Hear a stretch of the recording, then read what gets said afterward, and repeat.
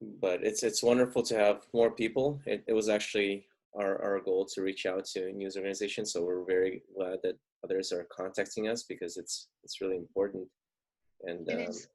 I figure kind of the way that the goal of this kind of talk was actually less to be a meeting between Sint and I, is kind of to start off little events for people to be able to join. This one is a little late because I posted it yesterday and I had some technical things to work out, but it's okay. The goal was actually to get Sint, so he's on call with us now, Hi. to Hi. to talk about, I think, a few things that I wanted to hear about, and really we want to collect help for the community in a way that promotes their economic status, especially for the women there, because Loza is women. But also to create, kind of use this to create a connection between Jews of color, Jews in these remote areas, and Jews in, obviously, in the, I guess, developed world, quote unquote. And so this is kind of, I guess, the first of the events during this fundraiser. This is just the first phase of the fundraiser. That the point of this phase is to secure the elders. And then we will follow this up with help for others in the community, kind of help as much as possible. But first and foremost is the elders are, of course, are the most susceptible. In the developed world, if you're over 70, your chance of survival is maybe 10, 15%. Of course, in Ethiopia, it's far less. So if that's the case, if there's an outbreak, we could lose 80 to 90% of all of the elders, the people who keep the traditions there. That's right. That's kind of the idea of it. And so, but I think it's much better for it to come from words of Sintayo, whom I met in 2012 when I was in Ethiopia. Then we met again in Kechene when I was in Wichita, when I was traveling through the United States, visiting different synagogues. And my background, again, is I was born in Ukraine, moved to US when I was 10, and when I turned 30, I went and traveled for a year documenting Jewish communities, writing a book about it. And then I lived in Israel for 2 years, finishing up my MBA, so trying to give back. So your name sounds familiar, so it may be that I came across the book. I really sort of deep dive to try to find material on Jewish communities around the world. So I may have come across your name, your book. good. What was your book called? Your Story, Our Sipur.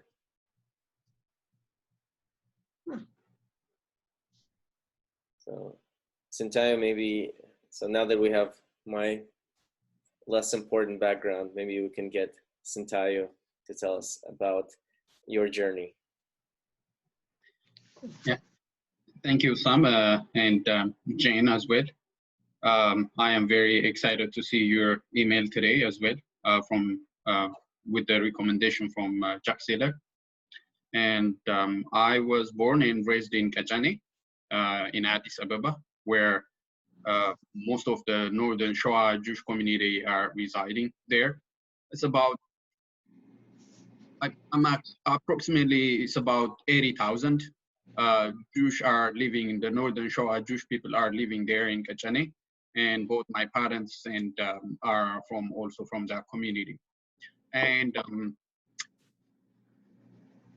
it's like our community detached from the Ethiopian Jewish community, the Beta Israeli who were living in Gondar, I think around to 1855 European calendar, and during Emperor Theodorus, and they migrate from North Gondar area back to the Shoah Kingdom, which is the central part of Ethiopia.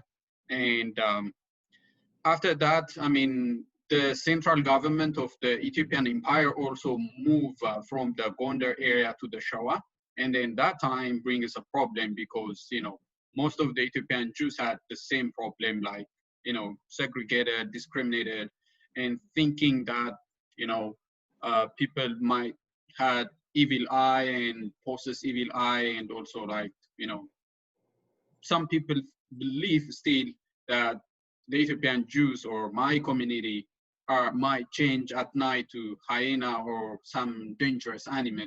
And those thinking are very bad.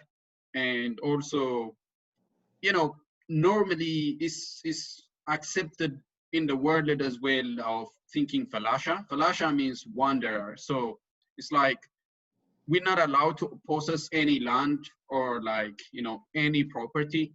So most of the time our living style is like with handicrafts, like weaving, pottery, and tannery, and you know, goldsmith, that kind of thing. So I raised from that family, and being in a capital gives me a chance, you know, getting an education access, and went to college and finished my bachelor degree in electrical engineering. And then back in 2007, I graduated and back to my village. And including me and others, we set up an organization saying, let's stop, you know, acting like,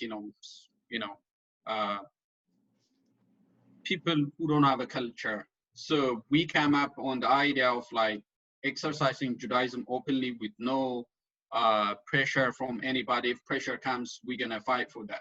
And then we set up an organization called Ethiopia North Shore Zionist Organization. And since 2007 up to 2014, I was the vice manager plus the manager. And at that time, we don't have a synagogue. And finally, we decided to raise a fund and have a, an official Jewish synagogue in Addis. And in Ethiopia, actually, there was no synagogue in Addis Ababa, like owned by the Ethiopian Jewish community. So we came up on selling talits, prayer shawl, tzitzit, and making a kippah, atarot, and those things like, but because, you know, everybody's a weaver, we can make a talit like handmade, kosher. So at that time, I think back in 2009, I think, we were able to raise about 1.5 million Ethiopian birr, and we were able to buy a house and make it like a synagogue. And that was a very one of my success being in that movement. And I was very excited being part of that, and being very successful on that setup. And we were able to open the official Jewish synagogue in Ethiopia. So after that, many visitors came, and I think that was the time that back in 2010, where Dr. Jack Ziller reached out to me and mentioning that he has been working for about the Ethiopian Jewish community, starting from the Jewish Uplift back in 1985. And that was the time that I had a relation with Dr. Jack Ziller, Sandy Leader, and other Kulanu board members. And in 2010, they came to our village, and I set up a community meeting, like including the elders who are still keeping the pre-Talmudic Judaism. And we, the youngs, like trying to mix it up, like what is our culture, and trying to bring back that pre-Talmudic Judaism and also the Talmudic Judaism, the current, worldwide Judaism. And 2010 gives me a good chance having a brief discussion with like Kulanu and get an experience on management and having international relation as well. And I think after a year, Dr. Jack Ziller also came and visit our village and become a witness on, working for the community and that kind of thing. And after, I think back in 2012, I met Sam. Sam came to our village. And also that adds up another experience as well, like a young, very educated guy came to our village and give us like his own experience, his motive, and trying to write up a book.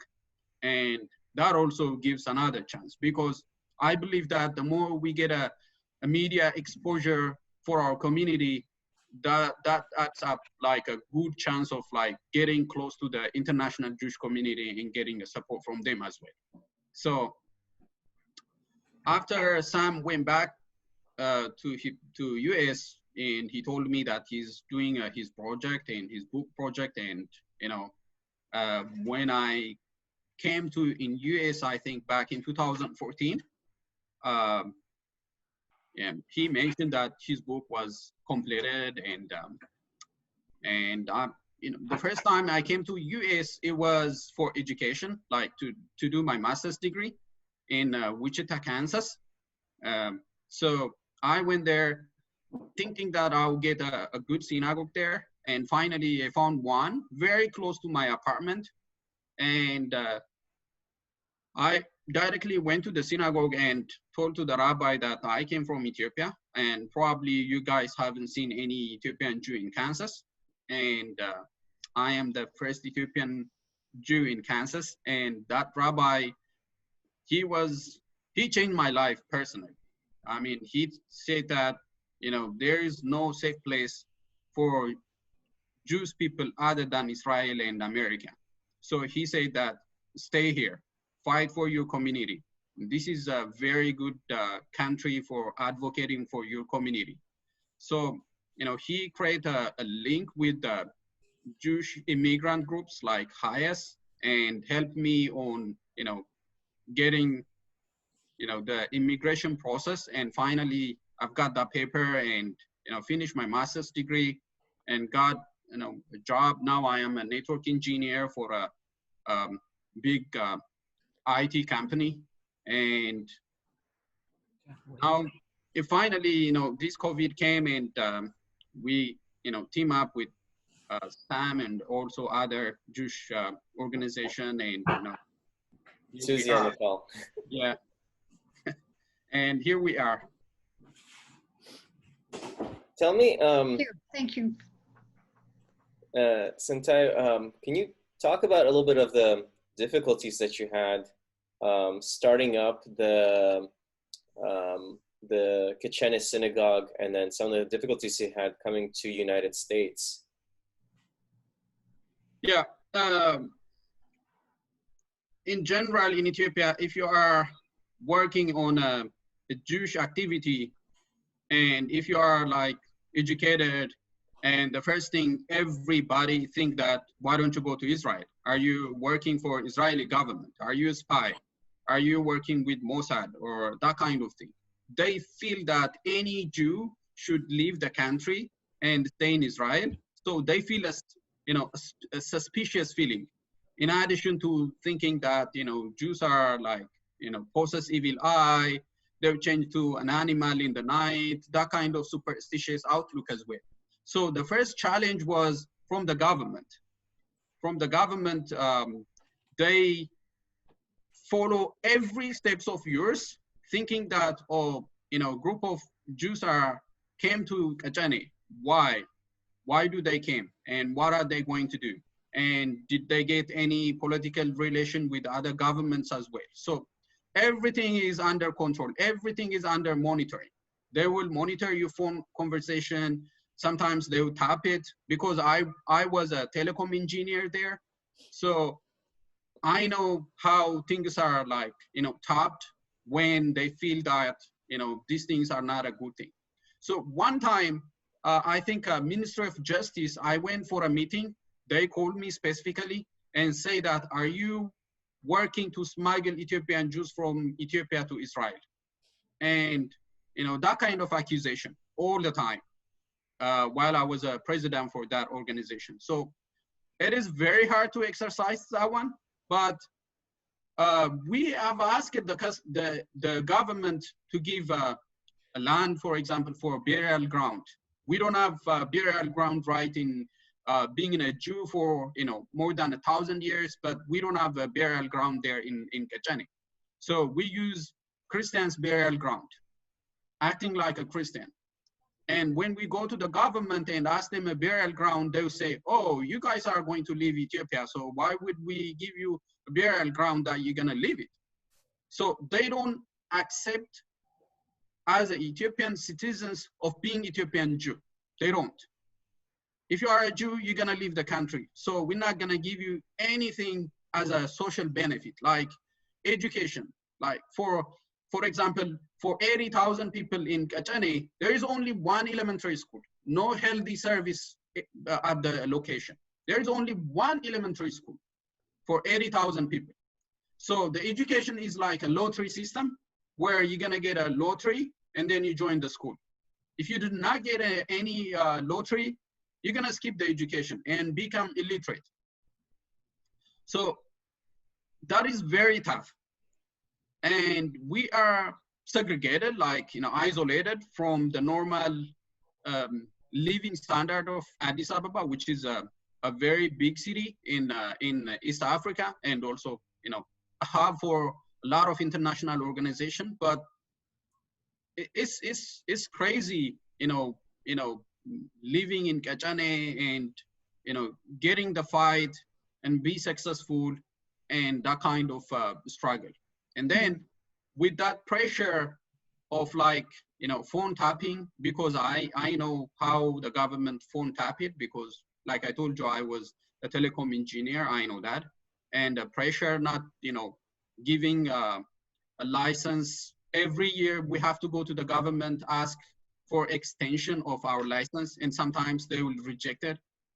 And, and also there was one moment that the Coptic church try to snatch those 15 sacred synagogues. We do have 15 sacred synagogues run by the elders, and the Coptic church came and say, like, very powerful Coptic church. Coptic church is very powerful in Ethiopia. Almost 60% of the people are Coptic Orthodox Christians, and they claim that those are those should be a Christian church. And that was the time that me and Sam ran a petition online as well to defend the Ethiopian Coptic Church and also the government to push back and not to do anything and not to close those ancient Jewish traditional places. And finally, we were able to push the government, and finally, the Coptic Church stopped pushing the elders, and now still 15 sacred synagogues are still owned by the elders now. And those pressure from the police, from the government, pushed me and think that I may need to go out, or either in Israel or US with education. And I have applied, I think, 2 or 3 colleges in Israel. They reject me. And finally, I've got an acceptance here in US, and I came here. I thought that things become like, smooth after I came here, but it is very challenging. Like, even now, it is very hard for me, but to integrate to the American life. But, it is very tough. Like, back in 2014, I came to the synagogue, and I was asking even the rabbi, like, once my college is closed, the college said that, hey, you need to leave the apartment. So I was in a hardship of getting the apartment. And I have asked the rabbi, can you give me like 1 month to stay in the synagogue, and, so that I can, cope up with the American life. And that, that Jewish community helped me a lot, but I moved back to Virginia, and that was the time that I met the highest group, the Jewish immigration support groups, and they helped me a lot as well.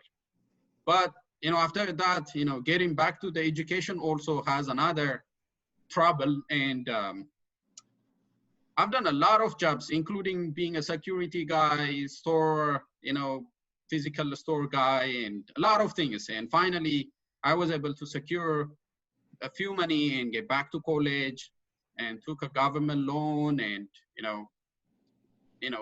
keeping my leg on the road and getting strong, and finally I complete my master's degree and got a job, and here I am now.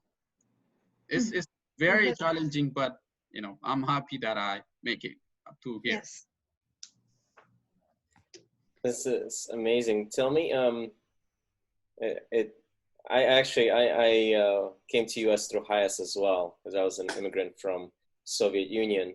Mm-hmm. And so I know how important it is to have Jewish support. I think there is, we are helped sometimes by outsiders, but in general, when we are what we have, when we think of never again, it really was, we wouldn't allow ourselves to be treated that way again. And this is why it's so important that we have each other to support each other. Can you tell me kind of maybe some stories of anti-Semitism that you faced in Ethiopia? Well, if you are talking about anti-Semitism, I can tell you a lot of things. Let me start with my grandfather.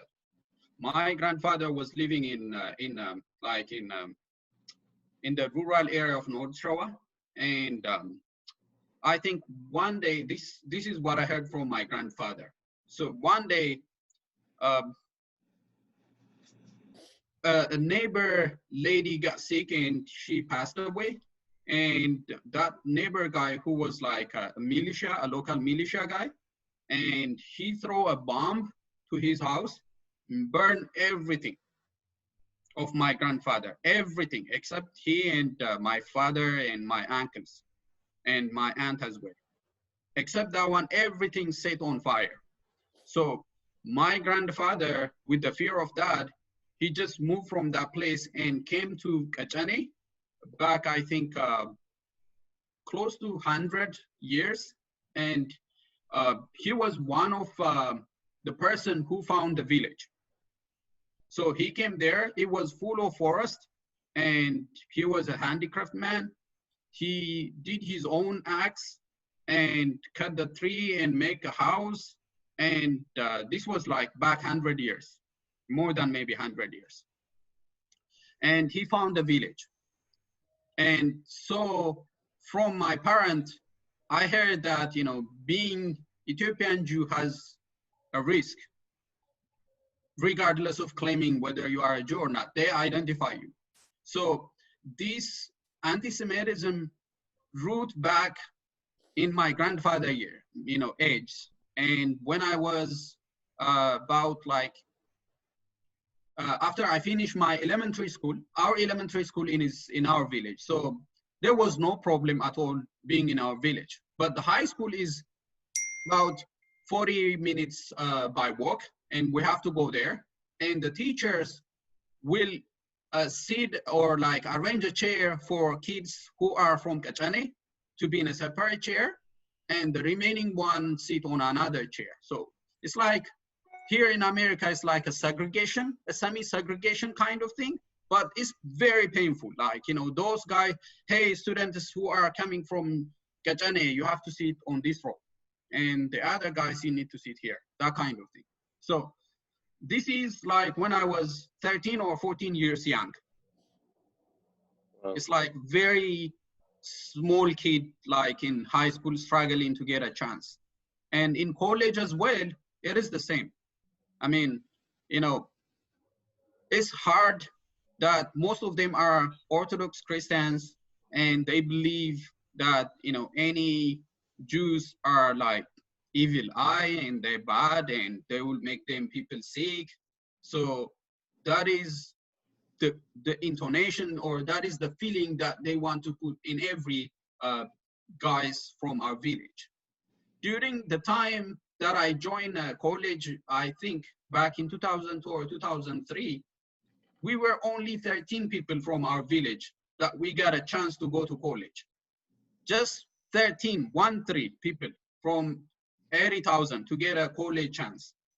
And with all this, insult, discrimination, and, stigmatization, a lot of things. And we passed through that and get graduated in the college. And even when you get a job interview, and you have to fill a form where you came from, where your address are, and that indicates that if you are saying I am from Kechene, we have to fill that form specifically mentioning where we are. And the manager, for example, my manager believed that I am, they call Buddha. Buddha means, someone who had a bad eyes or evil eye, who changed to an animal in the night. And my manager back in Ethiopia believed that. And he sometimes make a mock of saying, hey, Santayo, when are you going to change to, hyena or like that? And everybody would laugh except me. It's very painful. I cannot even, argue with my manager, because within a single letter, he's going to fire me. So I prefer to get that job, being insulted, and, help my parents with my salary. So it is very tough. And those are the moments that pushed every young people to fight for their rights and saying that, oh, this is enough. We need to, back to our origin and fight for our rights and keep our culture and keep our heads up, not, getting, making our head down. So that is the time that we have seen help from others and many international groups, including Kulanu and Jewish groups from other, groups from Europe as well, and from Israel. So, getting help from them and saying, good, you guys are doing good, and we're gonna help you. That makes, a feeling of like, oh, we have someone who's gonna understand and wanna help the movement and the community. And that's the time that we build the confidence. And this is my story. I know Susie also went to the village, and she's also, a living witness of meeting young people. And, now we have 2 synagogues, and one at the at Inciso and Loza as well. And we are getting like bigger in number, but, discrimination wise, it's a lot. It's, everybody want to punch someone from the village as well. And I have had that punch as well, being a Jew from Kechene. And now, you see, I have that feeling more painful after I came here and learned a lot of things and on how people should be treated as a human being. And I keep saying to the government officials that our question is not like being a Jew. First, please try to accept the Ethiopian Jew as a human being. Not forget about the other ones. Like, forget about democratic rights. Let's sync up on human rights, considering us as a human. Don't think that we are like animal or, evil eye or that kind of superstitious outlooks. So that was one of the fights. And to your surprise, most of the Ethiopian politicians believe that way at this moment as well. And it is very hard to struggle and break that challenge. But we still survive with the help of Hashem, I believe, and with the help of some Jewish groups as well. There are many people, I think, in Israel, it's I think the whole Jewishness concept is very, not in Israel, but everywhere, I think is very complicated. I think there are Orthodox people that think some people are not Jewish, the whole mother kind of deal. And then of course it's even, the chief rabbi of Israel has said some horrible things about Black people, about Russian Jews. I've definitely faced some anti-Semitism, and I've faced some anti-Semitism from Jews because we're actually human. It happens. But I think, a lot of people, I think you're a testament to the fact that, the fear of Jews coming from Ethiopia means these uneducated people who cannot integrate, which I think is very racist, because anyone who came to Israel especially, the people who had education came to the United States. Israel is the land of people, of Jews who came without education. Clearly, Right. it's a success. And you're obviously somebody who came out of Kechene, came out of this place. So maybe you could tell us about kind of the history of Jewish people in Ethiopia as the weavers, as kind of who they are as a craftsman, what separates them, and the customs that are the Jewish customs that are different from the rest of Ethiopia. And maybe tell about how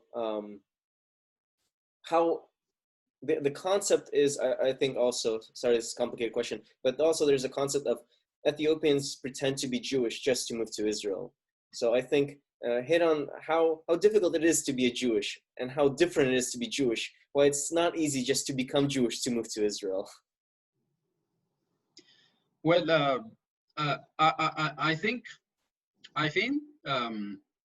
that is very interesting point, and that was one of our challenge back in our village.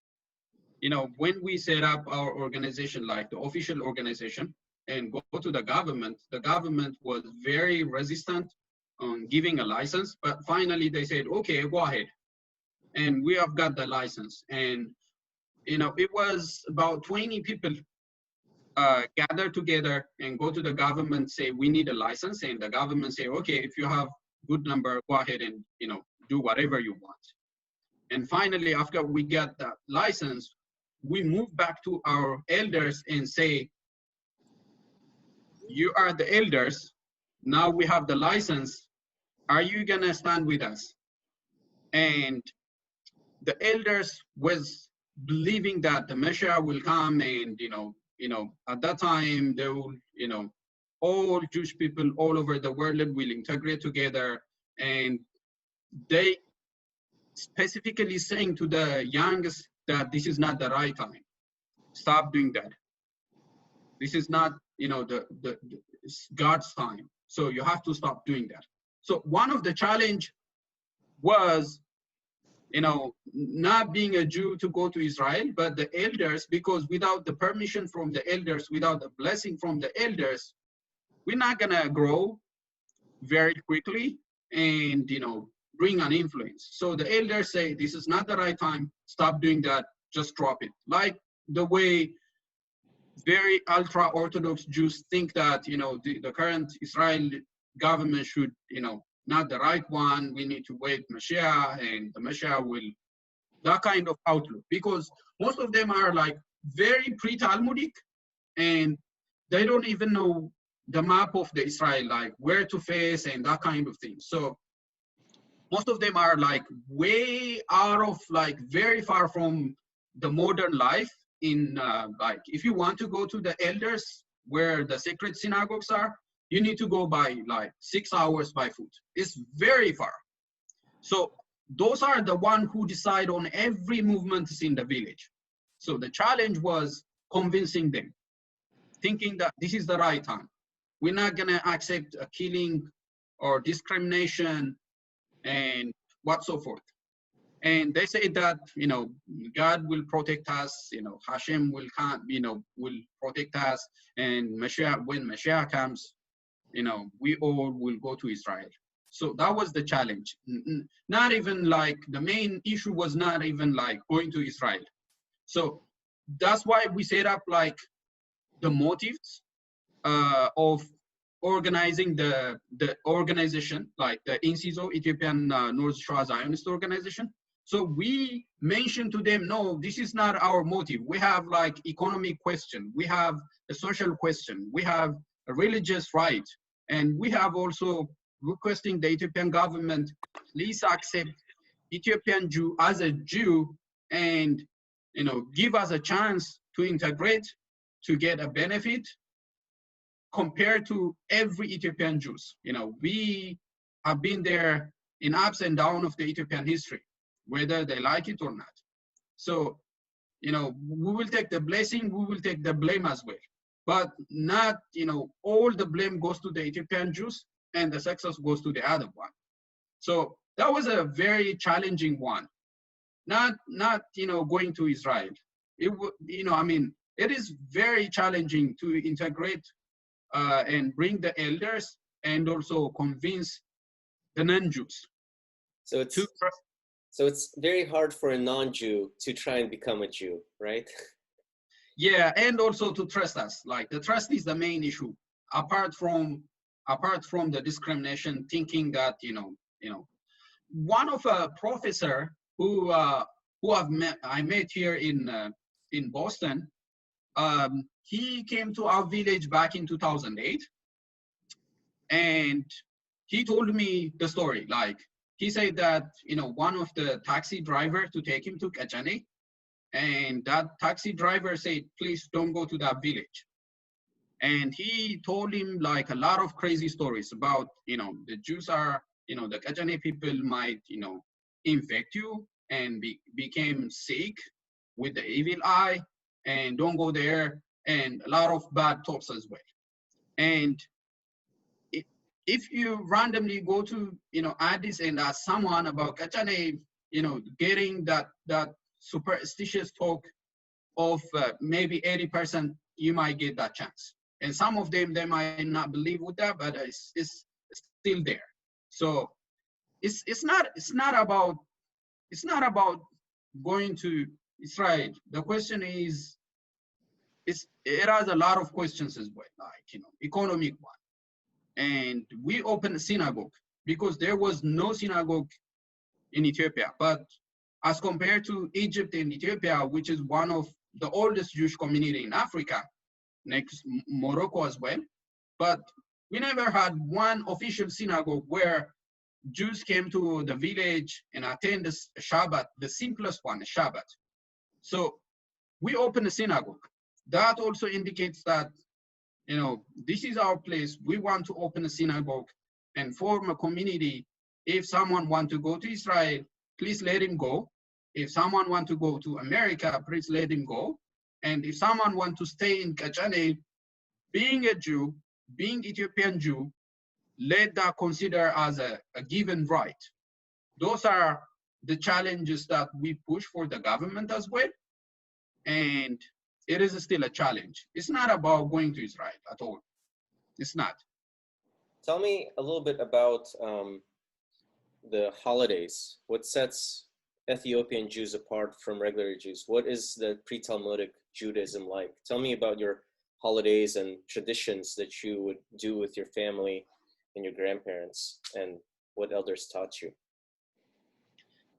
One of a great holiday, like where we divided from the normal Ethiopian culture, is the Shavuot, and like 15 days after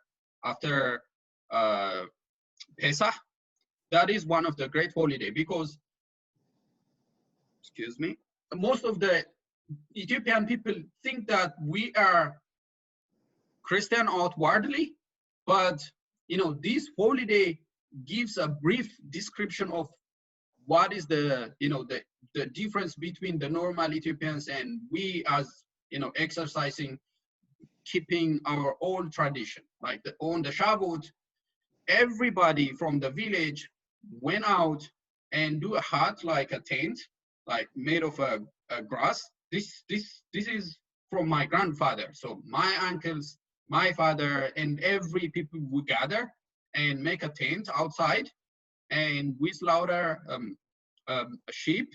And that time is like a fasting time for Ethiopian Christians, and eating a meat or eating a milk is too prohibited in that country, but we do that. And that is one of the holiday. The Shavuot is very special, like going out, make a tent and gather together, eat food, and everything should keep in that outside. We're not gonna take it inside. So that remembers the time being on Sinai desert. This is very pre-Talmudic one. And even the Pesach on the Passover, which is also very special, like we slaughter a sheep. And I remember when I was a kid, my grandfather took a blood from the sheep and he will bless May, the day the angel pass my family, and he put blood on our forehead of the members, like, the same culture where Jews put a blood on their door, he would do that one as well. And the blessing is amazing, like, may the day the angel, like in Amharic, not in English, but that is the right translation. May the day the angel pass you and keep you safe. May God keep you safe. And he put a blood on every kids and every children in the path. And the other one, which is also a pre-Talmudic one, is menstrual hut, where women, when during a menstrual time, they will be in a separate house, like far from their house, and they will stay in that house for maybe 7 days. And even my mother do that, and even most of my sisters also do that, and segregated from the community and stay there for 7 days. And after that, they will get back to the community.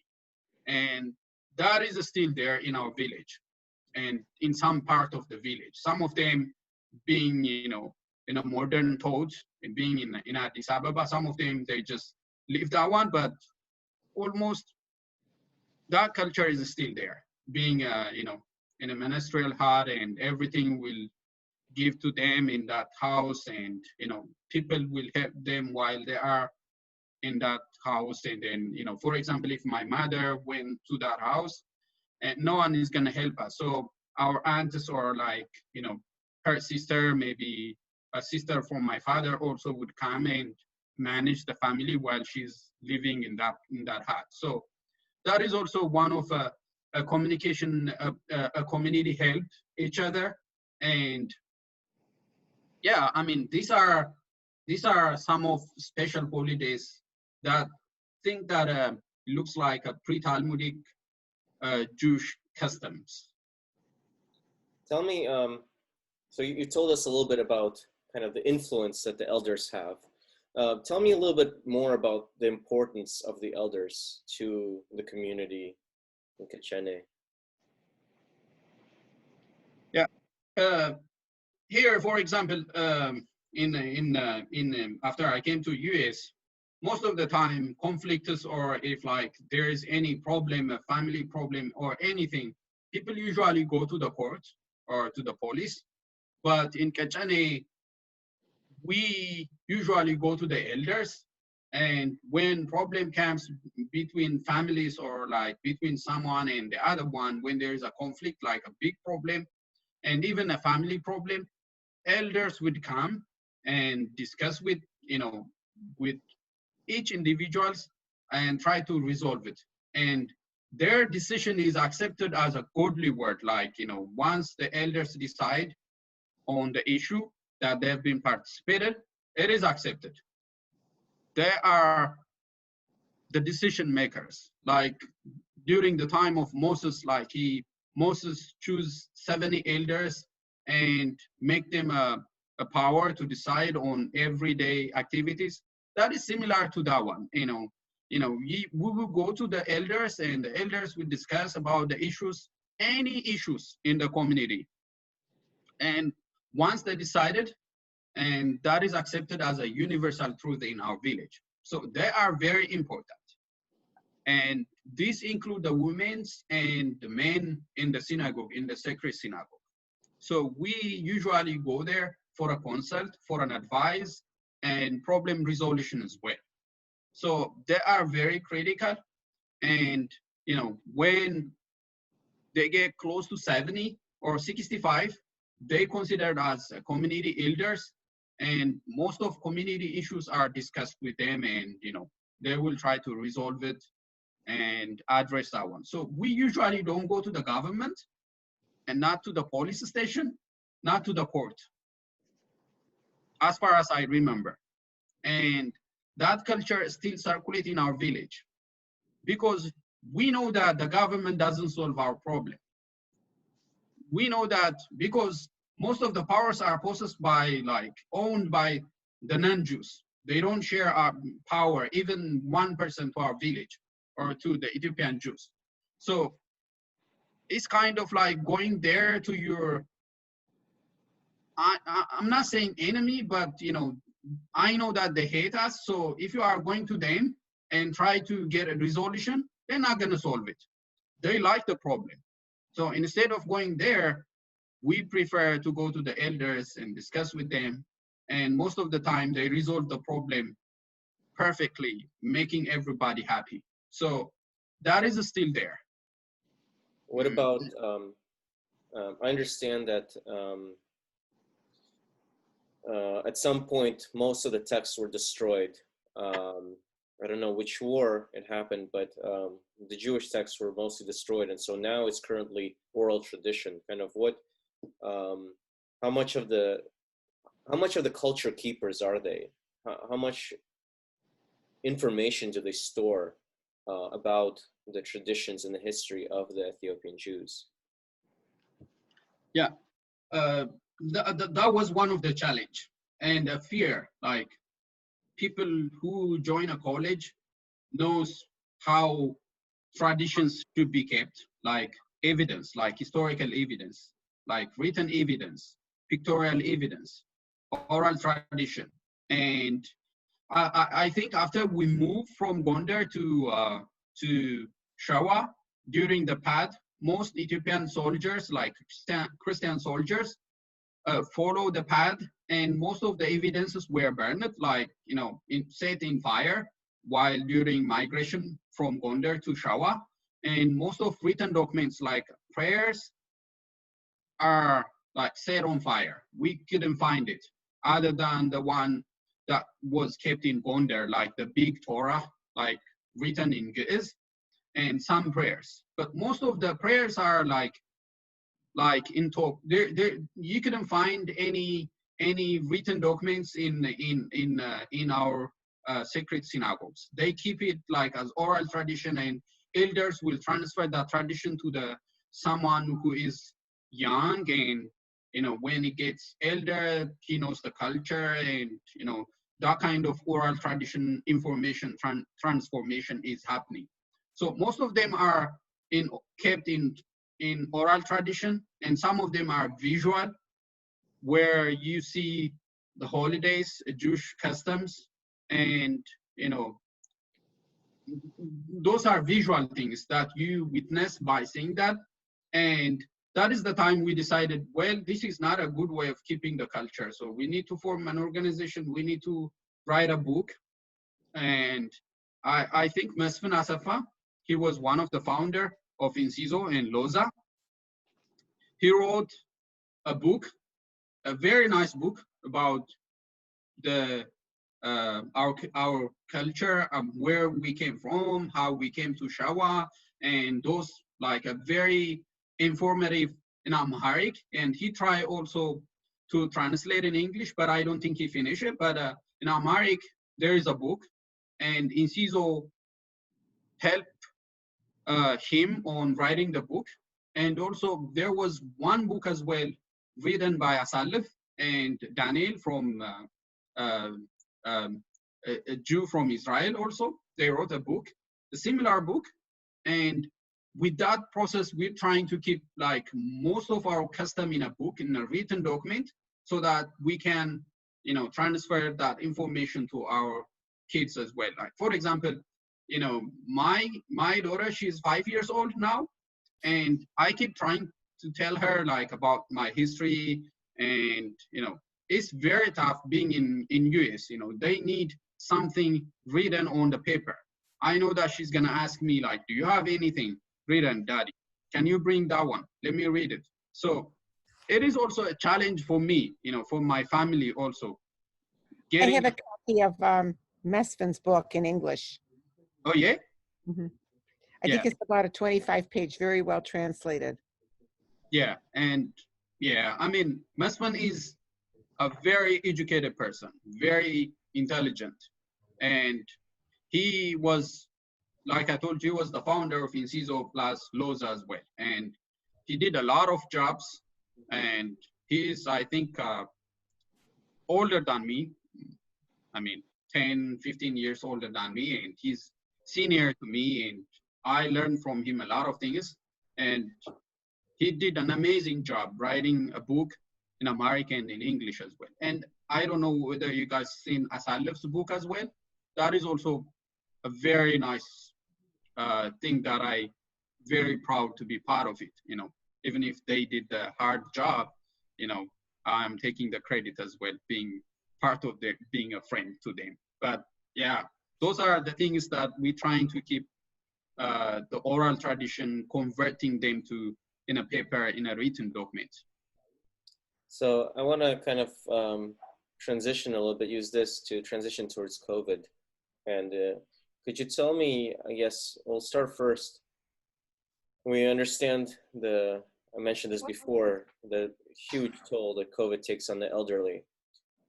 How big of a blow would it be, if COVID was to break out in the Gedem, the monasteries and the synagogues, and most of the elderly were infected? How big of a blow would this be to the community? Well, I mean, being like, Kechene is a very densely populated place in Addis Ababa. It is one of very densely populated. So if COVID gets to the elders, let's divide the issue into two. If one of the elders from the sacred synagogue got infected with the COVID, it's all done. It's like, sorry to say that, but there's no means to recover from that catastrophe. Like, it's a mess. Everybody would be infected. No one is gonna go there to the sacred synagogue. Like I told you, it is like 6 hours by walk. There's no electricity. There's no water, pure water, and it's like very isolated place. So no one is gonna go there. So if COVID gets there to the elders, it is a dead seal. Like, that is my fear as well. While I'm discussing with you, Sam, and also some other guys, I keep pushing them. Like, personally, I don't want to think about it because it's so frightening to me. And it's like, if one elder get infected with COVID, it's done. And the impact and the outcome is going to be very catastrophic. I couldn't imagine it. Like, it's very hard. So that's why we're trying to isolate them and keep telling to the people that don't go near to the elders. Let them isolated for now, and that is the only option left. But some of the elders are living in Kechene as well. It is densely populated. Social distancing is a luxury there in Kechene. You can't talk about social distancing. It's like, in a very small house, for example, my house here that I'm living, it's like, it can be 3 houses in Kechene. So it's like very densely populated. Like in a family, for example, in my family, we are 10 people living together. And if one guy infected with virus, there is no social distancing. There is no downstairs where you can isolate yourself. There is no such thing.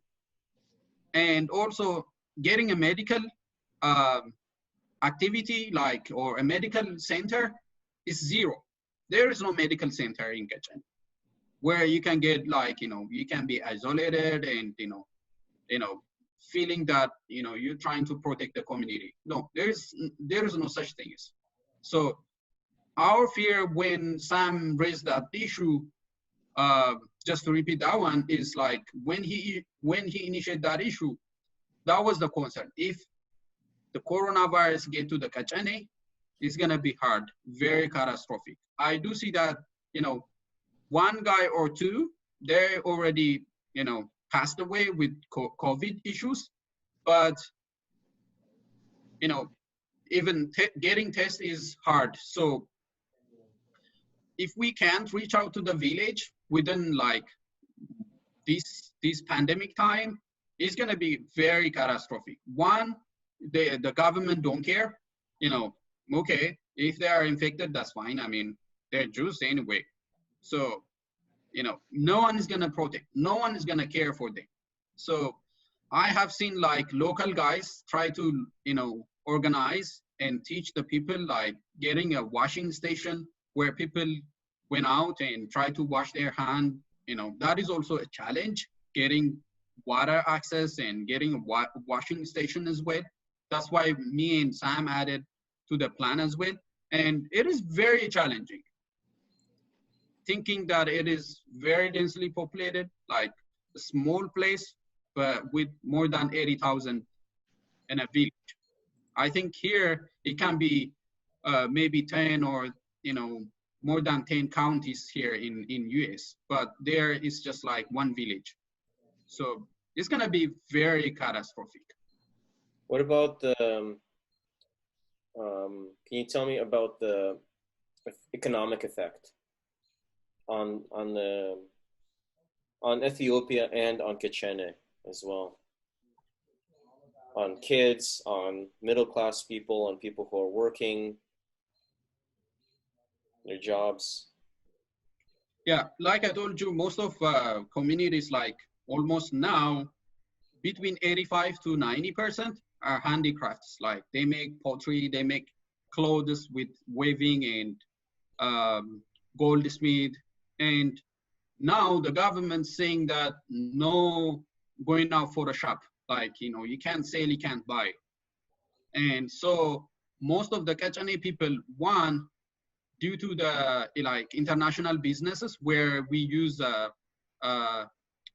input products to use for weaving and pottery as well, most of them are like in a halt. So those people who are working and living with that process, they stopped doing shama or like weaving and pottery, tannery as well. The market just stopped.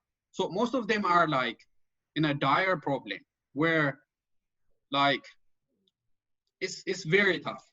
And even members of LOSA, like the young people, are also stopped doing their weaving and pottery, and they are like jobless at this moment. So even the young. So as compared to the community, I mean, Ethiopia is a very poor country. So it is expected that the economy would be crushed, much worse than expected. But at this point, people who are working for the government and having a business and rich guys can survive this catastrophe. The remaining, like the Kechene people, there is no way that they can sell their product. At least no one is gonna go there and get their product. So it's like the economic transition and selling and buying stuff is getting down to the bottom, and it's like very, very impacting and very, kids are still no school is closed, so kids are in the village. And I can tell you, like, a very, they're a very luxurious thing, but here it's like, a basic thing. Like there is no playground for the kids. You can't tell the kids to stay in the house because it's wide open area.